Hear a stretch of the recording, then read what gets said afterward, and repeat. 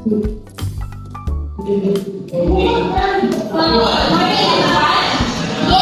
at what used to be English teacher, I see that students thrive when they use their own language and they learn faster and grow up more. And that's all.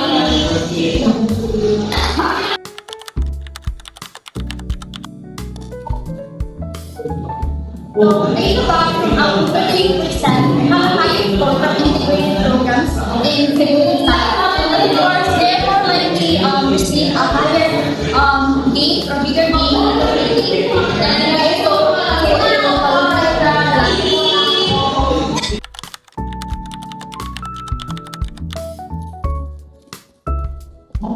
So I agree with this because what we learn to read and write depends on our culture and background.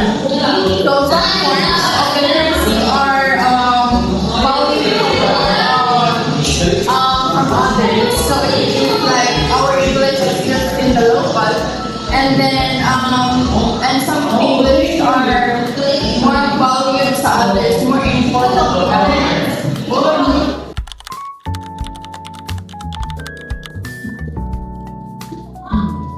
So now,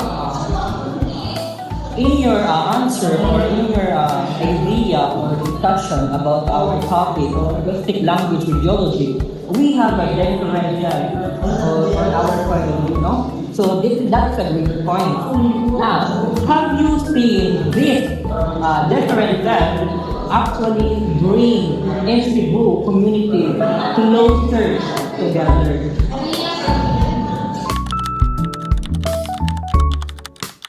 So yes, differences often brings Cebu communities closer. Example, cultural events like Sinulog. So Sinulog unites people, shared pride and celebrations. So this means big festivals such as Sinulog brings everyone in Cebu together. Bisan asa pa na sila gikan, unsa ilang gituhuan, o unsa ilang klase sa pagpuyo, ang tanan ning appeal jud sa parade, sayaw, party. So instead of focusing on what they makes different, they feel proud to be part of Cebu as a whole.